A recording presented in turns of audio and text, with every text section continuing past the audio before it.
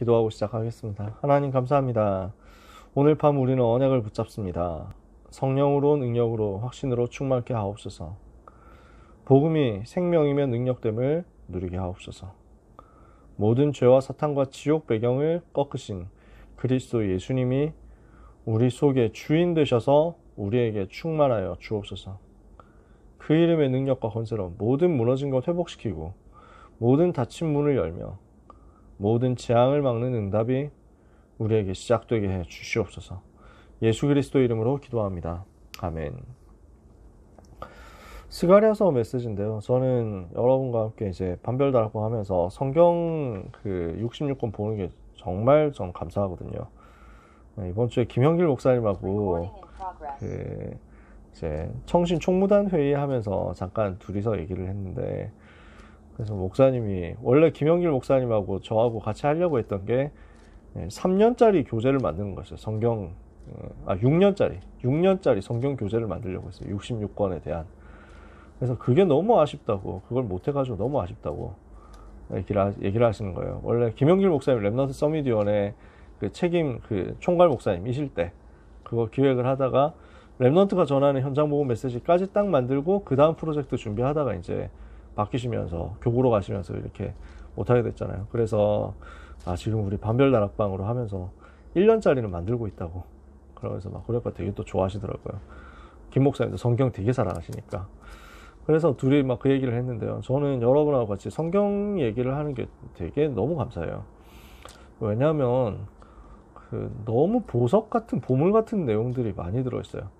특히 뭐냐면 유 목사님 메시지 들으면서 우리가 되게 은혜 받는데, 메시지에 나오는 성경 구절은 늘 비슷비슷한 구절들이 반복되잖아요. 그럼 그게 유 목사님이 성경을 몰라서 그런 게 아니고 훈련을 시켜야 되니까 반복하려고 그렇게 하시는 거란 말이죠. 그래서 메시지에 나오는 내용들이 이렇게 성경 구석구석에 다 들어가 있었구나, 꽉꽉 차 있구나, 이걸 발견해서 저는 너무 기쁜 거예요. 그래서 강단의 흐름, 또 본부 메시지의 흐름, 이게 66권을 다 안 찾아봐도 66권이 이거 얘기하는 게 맞았구나 하는 것을 증명하는 시간이어서 저는 이게 되게 좋아요. 성경을 찾아보는 것이. 그러니까 저는 여러분들에게 이걸 가지고 기억을 많이 해라 이렇게 얘기를 전혀 안 합니다. 한번 보고 이 메시지도 그 메시지네 하면 됩니다. 그러면 이제 평상시에 듣는 그 구절, 평상시에 묵상하는 그 메시지 중심으로 또 가면 되는 거예요. 그래서 저는 여러분하고 같이 나누면서 은혜되는 구절이 너무 많다. 그걸 소통할 수 있어서 너무 좋고요. 우리 메시지가 이렇게 구석구석에 꽉 차 있었구나 하는 거 증명하는 게 또 막 되게 즐겁고요. 그래서 여러분하고 말씀 나누는 이 시간 되게 기대가 되거든요. 기다려지고 원고 준비하면서도 그렇고, 특히 선지서 메시지 할 때, 그 중에서도 소선지서 메시지 할 때 저는 되게 뭐랄까 신나요. 왜냐하면 여러분 자주 못 본 성경 구절들이 많잖아요. 특히 제가 그랬거든요. 보면서 묵상하면서 와, 이런 구절들이 있나 깜짝 놀랐던 거예요. 주로 군대에서 그랬거든요. 군대에서 성경 묵상할 시간 좀 많아가지고 보는데 전 너무 깜짝 놀란 거예요. 소름 돋을 정도로 이렇게 완벽하게 메시지가 충만하게 꽉 차 있는 거죠. 그 중에 하나가 여러분한테 소개하고 싶은 성경 구절, 꼭 하고 싶었던 성경 구절들이 있는 성경이 스가랴서예요. 진짜 좋거든요. 저는 왜냐면 스가랴서 잘 몰랐어요. 무슨 내용인지 잘 몰랐거든요. 근데 14장까지 있는데 이거 읽으면서 놀라는 적이 한두 번이 아니었어요. 너무 은혜되니까. 오늘 제목이 샘물과 같은 보혈의 능력이거든요. 요 내용이 스가랴서에 나와요. 그래서 스가랴서의 얘기는 복음이에요. 계속 복음 얘기해요. 스가랴 선지자는 복음을 집중적으로 얘기해요. 누구에게 얘기하느냐? 갇혀있으나 소망을 품은 자들에게 얘기해요. 우리는 큰 문제 가운데 잡혀있을 때가 많죠. 여러 상황에서 그럴 때가 있습니다. 그리고 우리는 좀 능력의 한계도 있고 연약하기 때문에 실패할 때도 있고 실수할 때도 있고 심지어 죄를 지을 때도 있습니다. 그러다 보니까 내가 너무 부끄러워요. 더러운 옷을 입고 있는 것처럼 여겨질 때도 있어요. 근데 우리 하나님은 어떻게 하시는 분이시냐면 우리의 더러운 옷을 벗겨가지고 아름다운 옷으로 바꿔주실 분이시다. 우리 앞에 놓여있는 큰 산이 평지가 되도록 바꿔버리실 하나님이시다. 4장 7절에 보니까요. 큰 산아 네가 무엇이냐? 네가 스룹바벨 앞에 평지가 되리라. 이렇게 말씀하시는 거예요. 어떻게 해야 됩니까? 큰 문제 속에서 산 같은 문제가 우리 앞에 놓여있는데 하나님이 그거 평지로 바꿔버린대요. 내가 더러운 옷 입고 있는데 하나님은 아름다운 옷으로 바꿔버린대요. 그 일들을 하나님이 하시는 거죠. 뭘로요? 복음으로요. 그래서 갇혀있는 중에도 이렇게 행하실 하나님을 바라보는 소망 가진 자들에게 하나님이 답을 주시는 건데 그 답이 바로 복음이라는 거죠. 제가 이 구절이 너무 군대에 있을 때 발견하면서 너무 좋았거든요. 갇혀있으나 소망을 품은 자들아 너희는 하나님께로 돌아올지어다. 이렇게 얘기하는데요. 아, 내가 군대에 지금 갇혀있지. 핍박 되게 많이 받을 때였거든요. 고난 너무 받을 때였거든요. 아, 내가 갇혀있지만 나는 소망이 있구나. 하나님이 일하시는구나. 우리를 통해서 하나님이 어떤 일을 하시겠다고 하느냐면요. 그러니까 우리를 회복시키실 하나님의 계획이 어떻게 되겠다고 하느냐면요. 첫 번째로요. 뭐 성경 구절 다 있는데 다 찾아서 읽으면 좋지만 그럴 만한 시간은 없으니까 그냥 내용만 좀 읽을게요. 여호와께서 불로 둘러싼 성곽이 되어서 우리 가운데 함께 하시겠다. 그러니까 불로 둘러싼 성곽이니까 누가 공격할 수 있겠어요? 함락시킬 수 있겠어요? 절대 안 되는 거죠. 하나님 완벽하게 지키신다는 거지. 우리를 지키시며 우리 가운데 영광이 되시며 우리에게 머무실 것이다. 우리와 함께 계시겠다는 거죠.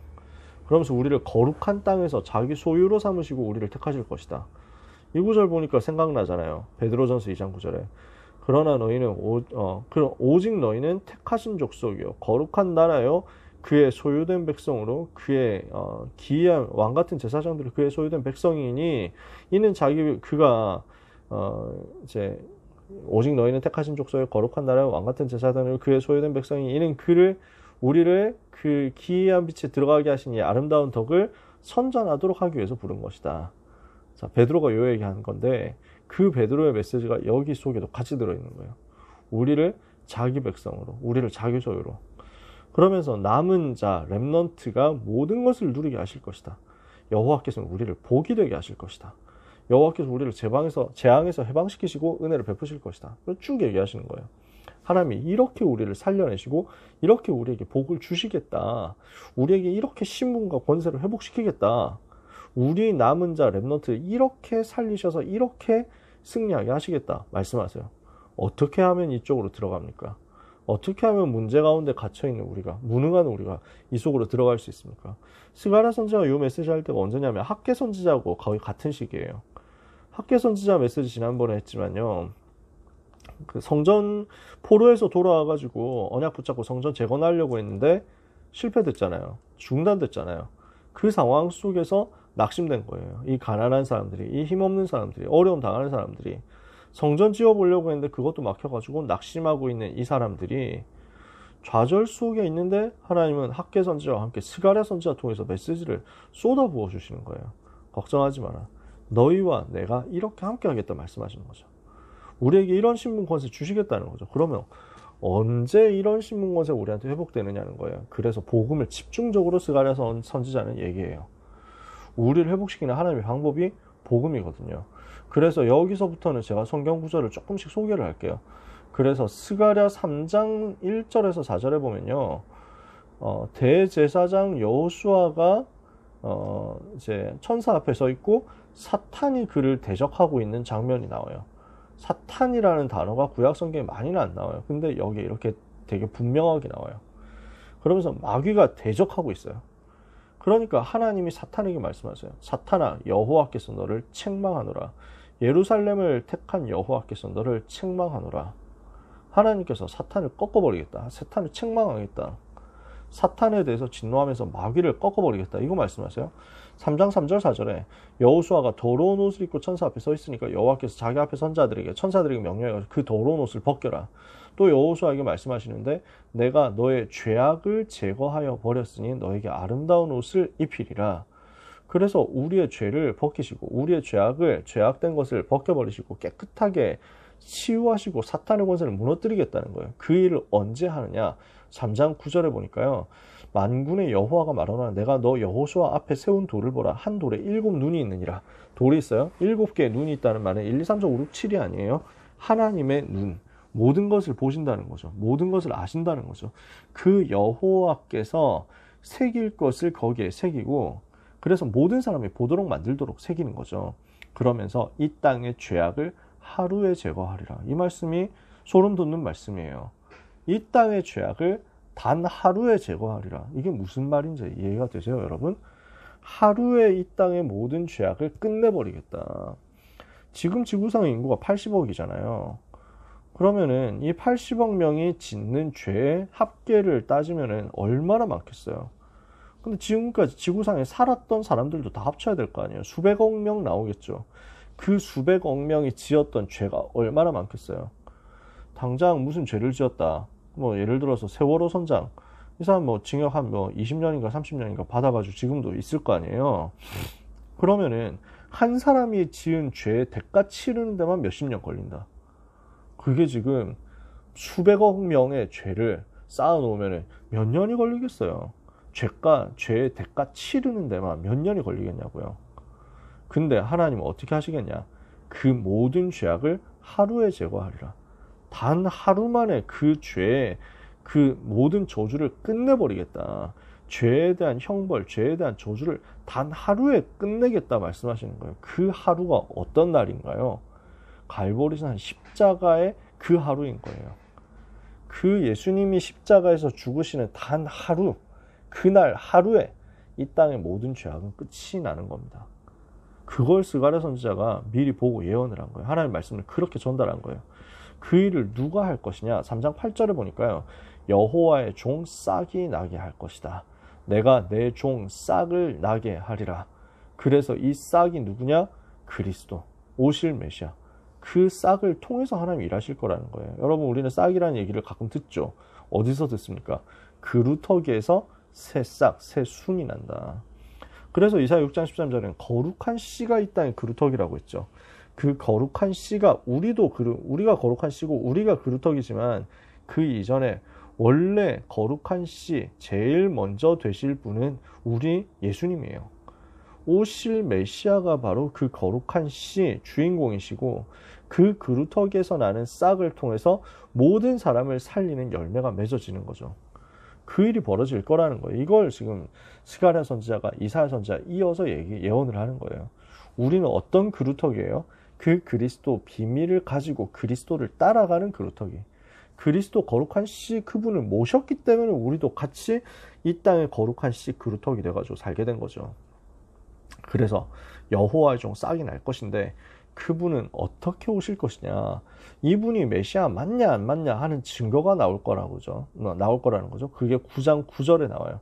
시온에 따라 크게 기뻐할지어다. 예루살렘에 따라 즐거이 부를지어다. 보라, 내 왕이 너에게 임하시나니 그는 공의로우시며 구원을 베푸시며 겸손하여서 나귀를 타시나니 나귀의 작은 것 곧 나귀 새끼니라.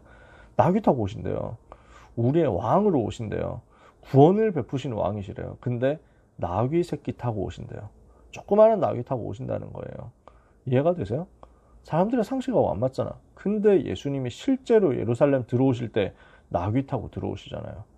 그래서 그분이 무엇을 하겠냐? 전쟁을 끊어버리고 이방 사람에게 화평 전할 것이고 그의 통치가 바다에서 바다까지 이를 것이다. 그렇게 말씀하셨어요. 그렇게 다스리는 만왕의 왕, 만주의 주로 오실 건데 나귀 타고 오는 분 찾아라. 이거예요. 그분이 오셔서 무슨 일 할 거냐? 11절에 내 언약의 피로 말미암아 내가 내 갇힌 자들을 물 없는 구덩이에서 놓았나니. 물 없는 구덩이 하면 우리는 빨리 안 떠오르는데 유대인들은 다 알아요. 누굽니까? 요셉 생각나죠. 요셉이 형들한테 잡혔을 때 구덩이에 던져졌는데 물 없는 구덩이였어요. 거기에서 죽기를 기다리는 거예요. 근데 하나님이 거기서 물 없는 웅덩이에서 건져내시잖아요. 이게 무엇을 말하느냐? 우리가 죽어야 되는 그 상황인데, 멸망당해야 되는 그 상황인데 거기서 건져내겠다는 거예요. 뭘 통해서요? 내 언약의 피를 통해서 건져내겠다. 언약의 피를 통해서 갇힌 자 해방시키신대요. 그 일을 위해서 은 30의 원수에게 팔리실 것이 예언됐어요. 실제로 가룟 유다한테 그렇게 팔렸죠. 그래서 그분이 창에 찔리게 될 것이다 라는 것을 예언했어요. 이게 또 보통 얘기가 아니에요. 시편 얘기하면서 제가 얘기했었거든요. 예수님은 죽으셔야 되는데, 우리 모든 죄를 짊어지고 죽으셔야 되는데, 그리스도는 우리의 모든 죄를 짊어지고 죽으셔야 되는데, 어떤 방식으로 죽어야 되느냐? 나무에 달려서 죽어야 돼요. 정해져 있어요. 왜냐? 민수기 21장에 놋뱀이 나무 위에 달렸는데 그 놋뱀 바라보는 자마다 살았거든. 그래서 예수님도 모세가 광야에서 뱀을 든 것처럼 인자도 들려야 될 것이다, 이렇게 말씀하시죠. 그리고 신명기에 보면 더 자세하게 나오는데, 나무에 달린 자마다 저주를 받은 자다, 이렇게 표현하거든요. 그러니까 예수님은 인류의 모든 저주를 다 짊어지시기 위해서 나무에 달리셔야 되는 거예요. 그럼 그 당시에 나무에 달려서 죽이는 형벌이, 나무에 달아서 죽이는 형벌이 십자가형이었거든. 그 십자가에 죽으셔야 돼요. 근데 십자가에 죽는 사람들은 그때 당시에 특징이요, 창으로 안 찔러요. 십자가형 당하는 사람들은. 왜냐? 창으로 찌르면 바로 죽잖아요. 그러니까 십자가형의 목표는 고생을 오랫동안 시키는 거예요. 계속 아픈 상태로 극도의 아픔을 가지고 고통하다가 죽으라는 거죠. 그게 십자가형이거든요. 근데 유대인들이 예수님 십자가 못 박아 죽이면서 처형시키는 것까지 성공을 했는데, 빨리 죽이고 싶은 거예요. 빨리 끝내고 싶은 거예요. 그리고 다음 날이 또 큰 안식일이었거든요. 명절이라서. 그러면 이제 사형수들을 놔두는 게 이게 부정하다, 이렇게 해가지고 총독한테 가서 빨리 죽여주십시오 부탁하거든요. 그러면 그 당시에 십자가형 당하는 사형수 죽이는 방법이 뭐였냐면, 부러뜨리는 거였어요. 골절시키는 거예요. 다리 뼈 부러뜨리는 거. 쇼크사로 빨리 죽는 거지. 근데 뼈를 부러뜨리러 갔던 예수님이 이미 죽으신 거예요. 그게 벌써 죽었냐고 사람들이 놀라거든요. 원래 그렇게 빨리 안 죽어요. 며칠 걸려요. 2주씩 안 죽고 있는 사람도 있었대요.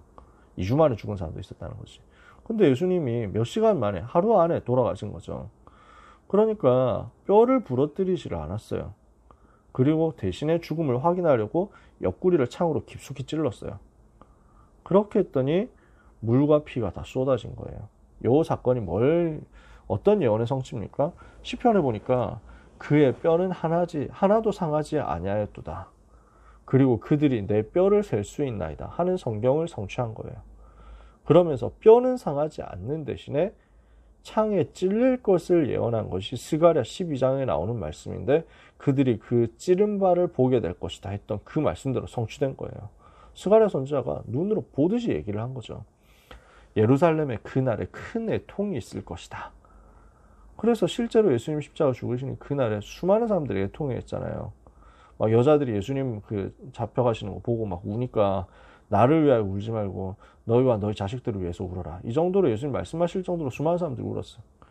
그 큰 애통이 있는 그 날이 어떤 날이냐?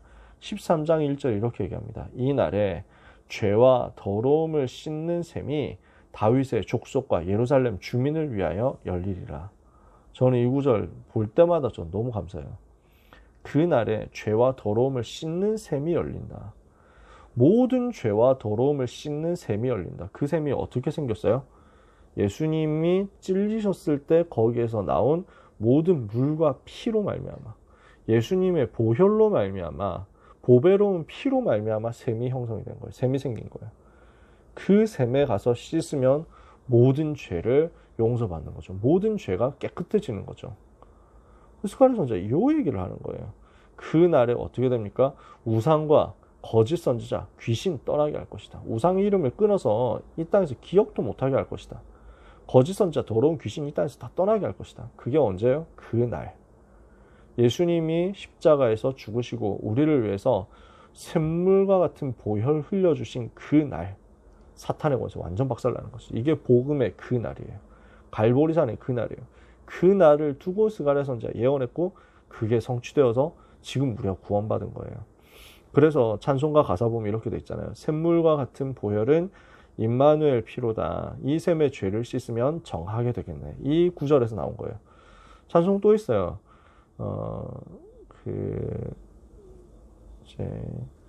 주의 피로 이룬 샘물 참 깊고 넓도다. 구원하는 크신 능력 다 찬송할지라. 찬송하세 주의 보혈 이 샘에 지금 나아가 죄에 깊이 빠진 이 몸 그 피로 씻어 맑히네. 이게 지금 스가랴서 이 12장 13장 말씀을 가지고 나온 거죠.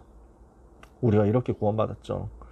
예수님이 십자가 죽으신 이 사건 때문에 그분이 흘려주신 피 때문에 우리가 이렇게 살게 된 거예요. 모든 죄 씻게 된 거예요. 사탄의 권세에서 빠져나오게 된 거예요. 그러면은 이렇게 복음받고 회복된 우리를 통해서 하나님이 어떤 일을 하시겠느냐? 세계복음을 하실 것이다. 그래서요, 2장 11절에 보면 많은 나라가 여호와께 속하고 많은 여호와의 백성 될 것이라고 했어요. 8장에 보면 여러 백성과 많은 성읍의 주민들과 강대한 나라, 강대국들이 여호와께 은혜를 구하게 될 것이다. 그래서 다민족과 237 나라 5천 종족, 그 중에서 강대국들이 복음 받으러 오게 될 것이다.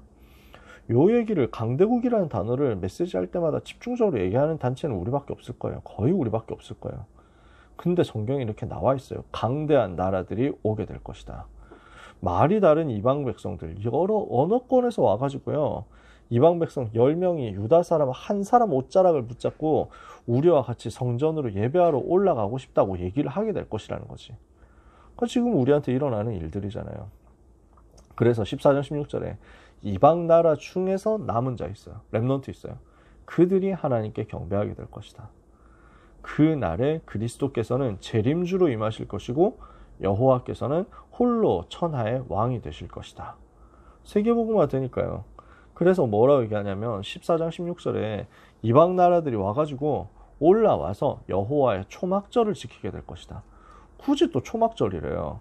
근데 우리 알잖아요. 초막절, 수장절 무슨 날이에요? 하나님의 나라 얘기하는 거예요. 그 나라가 완성이 되는 거죠.